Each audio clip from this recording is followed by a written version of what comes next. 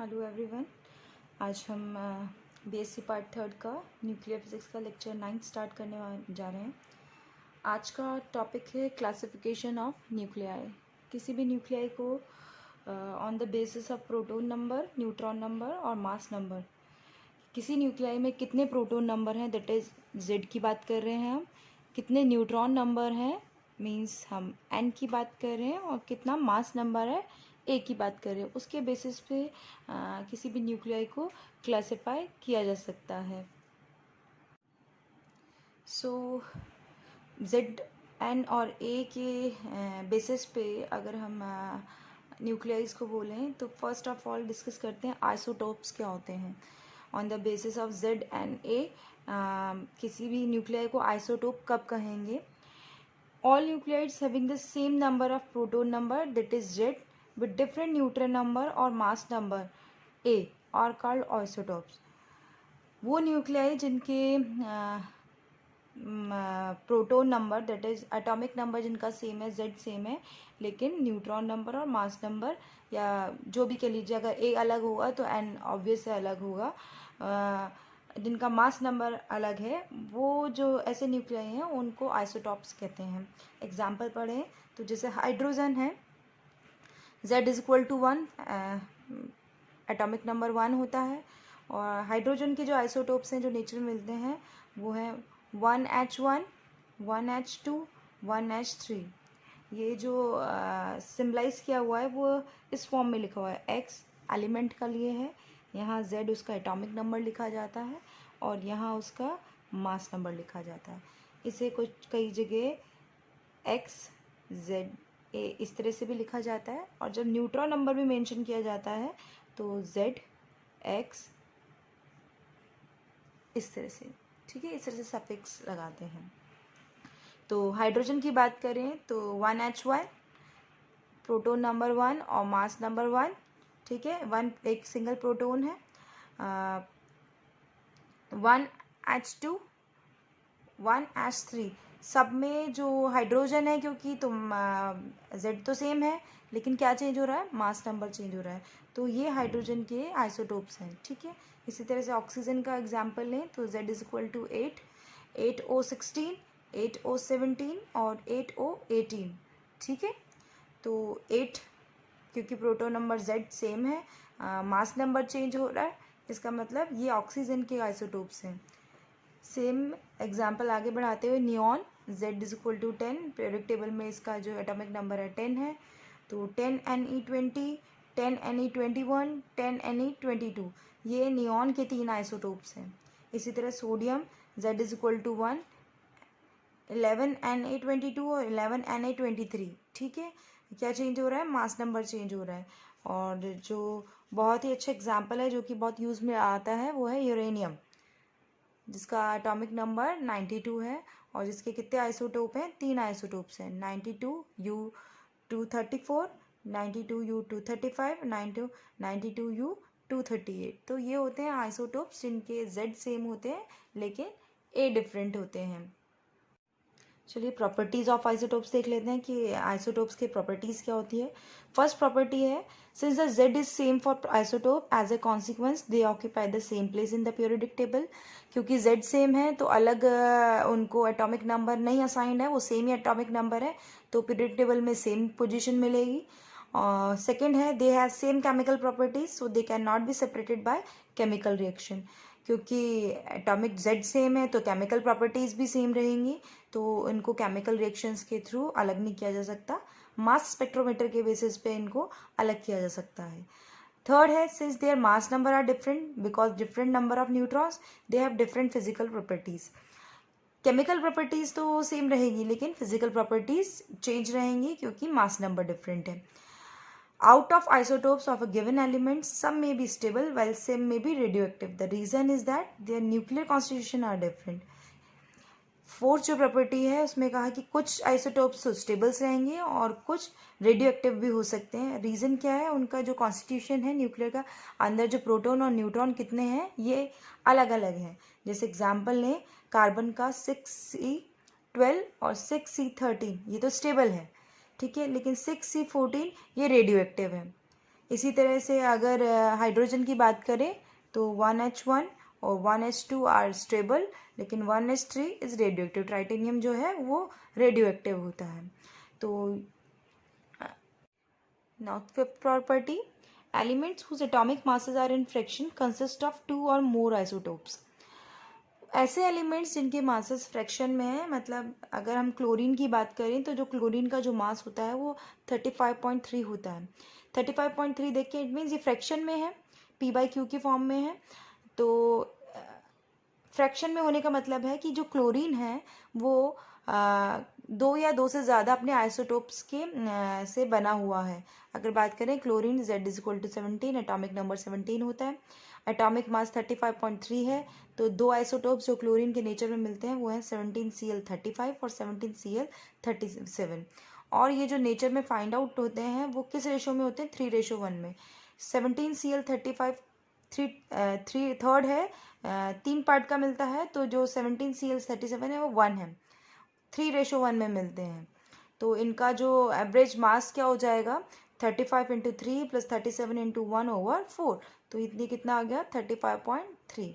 इससे इसके मास को देख के पता चलता है कि कम से कम दो या दो से ज़्यादा आइसोटोप से मिलकर बना हुआ है। नाउ जो नेक्स्ट है वो है आइसोबार्स। आइसोटोप्स आपने देख लिया जिसमें सेम जेड होता है। आइसोबार्स कौन से हैं? जिनका जेड डिफरेंट होता है लेकिन मास नंबर ए सेम रहता है।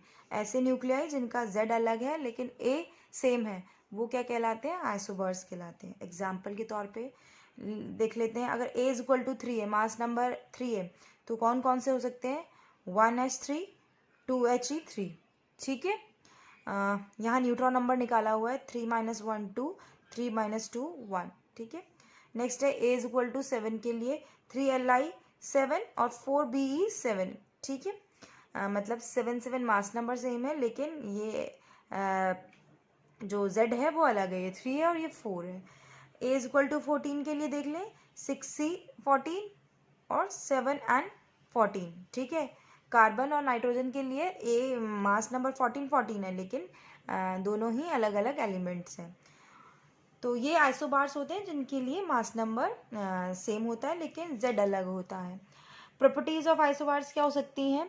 क्योंकि इनका जेड अलग अलग है तो इनको जो इनकी जो पोजीशन है पीरियोडिक टेबल में, पहला प्रॉपर्टी तो पीरियोडिक टेबल में अलग अलग पोजीशन पे होंगे।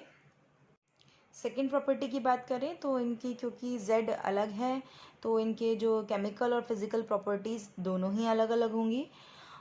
थर्ड जो प्रॉपर्टी है, isobars belongs to different element. Obvious है क्योंकि जेड अलग है तो अलग अलग एलिमेंट को बिलोंग करते हैं। Now fourth property, the radio active nuclides which emit beta particles produce isobaric nuclides. ऐसे न्यूक्लियाई जो रेडियो एक्टिविटी शो करते हैं और बीटा पार्टिकल प्रोड्यूस करते हुए जो नेक्स्ट न्यूक्लियाई में चेंज होते हैं, किसी डिफरेंट न्यूक्लियाई में चेंज होते हैं, वो भी आइसोबैरिक न्यूक्लियाइड्स होते हैं। क्या एग्जाम्पल के तौर पे देख लेते हैं, रेडियम 88, ठीक है, बीटा पार्टिकल रिड्यूस करते हुए एक्टिनियम 89 में कन्वर्ट हो रहा है। इसी तरह से एक्टिनियम 89 बीटा पार्टिकल रिलीज करते हुए 90 थोरियम में रिलीज हो रहा है। तो ये भी क्या होंगे? आइसोबैरिक न्यूक्लियाइज कहलाएंगे। नाउ नेक्स्ट है आइसोटोन्स क्या होते हैं?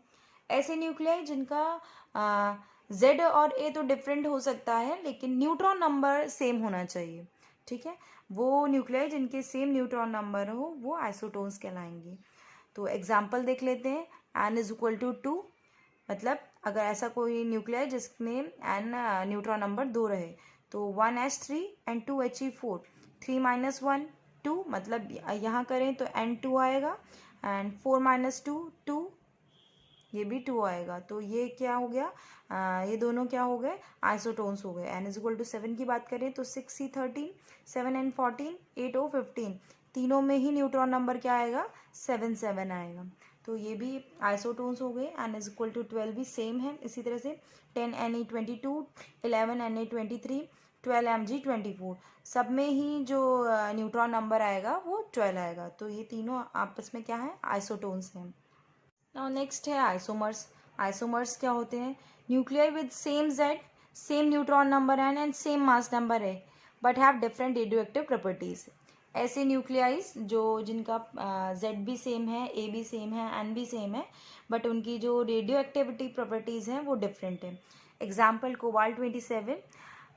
आइसोमर्स के लिए हमेशा उनके जो मास नंबर है उसके बैक साइड में एम यूज़ किया जाता है। एम मीन्स ये आइसोमर है। ये लोग अपनी हायर एक्साइटेड स्टेट से ग्राउंड स्टेट में आते हैं एनर्जी रिलीज करते हुए, लेकिन जो नेचर है जेड और ए और एन वो सेम बना रहता है। ठीक है, तो ये आइसोमर्स कहलाते हैं। तो दो एग्जाम्पल दिए हुए हैं 27CO और BR80। ठीक है, नेक्स्ट है मिरर न्यूक्लियाई। मिरर न्यूक्लियाई क्या होते हैं? दो न्यूक्लियाई को मिरर न्यूक्लियाई तब कहा जाता है जब एक का प्रोटॉन नंबर दूसरे के न्यूट्रॉन नंबर से मैच का है, और एक का न्यूट्रॉन नंबर दूसरे के प्रोटॉन नंबर, मतलब अगर एग्जाम्पल लेके बात करें, जैसे 6C13 है और 7N13 है, तो कार्बन में जो Z है वो 6 है और N कितना हो गया? 13 - 6 7 हो गया। और 7N13 की बात करें तो जो Z है वो 7 है और जो N है न्यूट्रॉन नंबर है वो 6 है। तो दोनों मिरर न्यूक्लियर कहलाएंगे। इसका Z 6 है और इसका न्यूट्रॉन नंबर 6 है। इसका न्यूट्रॉन नंबर 7 है और इसका Z प्रोटॉन नंबर 7 है। तो ये आपस में क्या कहलाएंगे? मिरर न्यूक्लियर कहलाएंगे।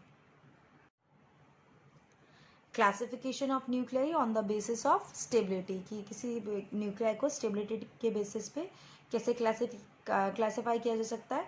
या तो न्यूक्लियाई स्टेबल होगा या तो अनस्टेबल होगा। स्टेबल न्यूक्लियाई वो होते हैं जो कि किसी भी रिएक्शन या किसी भी टाइम के लिए, मतलब ओवर द टाइम के लिए भी कोई कितना ही समय हो जाए उस न्यूक्लियाई को, लेकिन वो उनका डिके नहीं होता, मतलब वो किसी और न्यूक्लियाई में कन्वर्ट नहीं होते। ठीक है, तो ऐसे जो नेचुरल बैकग्राउंड से होते हैं या नेचर में जो फाइंड आउट होते हैं ऐसे न्यूक्लियाई, वो स्टेबल न्यूक्लियाई होते हैं जो ओवर द टाइम चेंज नहीं होते। They have never been observe to decay against the natural background. ठीक है, लगभग अभी तक 273 के अराउंड ऐसे न्यूक्लियाई हैं जो कि स्टेबल न्यूक्लियाई हैं। अगर एग्जाम्पल की बात करें, बहुत सारे एग्जाम्पल हैं, कुछ एग्जाम्पल हम देख लेते हैं। 1H1, 2He4, 3Li6, 3Li7, 4Bn9, 7N14 and so on. ये ऐसे न्यूक्लियाई हैं जो कि स्टेबल हैं, ये किसी भी और न्यूक्लियाई में डिके नहीं होते। ठीक है, नेक्स्ट है अनस्टेबल न्यूक्लियाई। अनस्टेबल न्यूक्लियाई जो कि रेडियो एक्टिविटी शो करते हैं, ऐसे न्यूक्लियाई वो अनस्टेबल न्यूक्लियाई कहलाते हैं। Those nuclei which undergo radioactive decay, this is spontaneously change with time, forming new nuclides by one or the other way of rearranging or losing some of their protons and neutrons. Radioactivity एक अलग से ही topic है वैसे तो, लेकिन unstable nuclei क्या होंगे? जो रेडियोएक्टिविटी शो करेंगे, मतलब वो जिनका डिके हो जाएगा, किसी और न्यूक्लियाई में चेंज हो जाएंगे, या तो उनमें आपस उनका जो प्रोटॉन और न्यूट्रॉन नंबर है वो चेंज हो, रीअरेंज हो, तो इस तरह से जो वो अलग न्यूक्लियाई फॉर्म करेंगे तो वो अनस्टेबल न्यूक्लियाई कहलाएंगे। एग्जाम्पल के तौर पे ट्राइटेनियम है 1H3 बीटा पार्टिकल डिके करता हुआ 2He हीलियम में चेंज हो जाएगा। ऐसे ही 6C14 है जो कि N14 में चेंज हो जाएगा बीटा डिके के थ्रू। ऐसे ही Na22 है जो कि Ne22 में डिके करता हुआ कन्वर्ट हो जाएगा। तो ये हो गया आपका classification of nuclei on the basis of proton number, neutron number, mass number and on the basis of stability. अभी के लिए थैंक यू।